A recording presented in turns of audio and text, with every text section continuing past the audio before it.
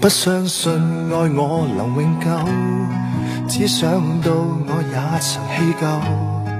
曾經就算痛苦仍捉緊你手，怎相信最後你竟隨他愉快遠走？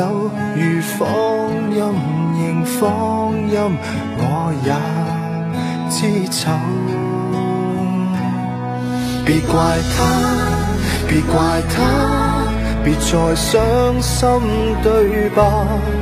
從遇見的一剎是捉緊了嗎？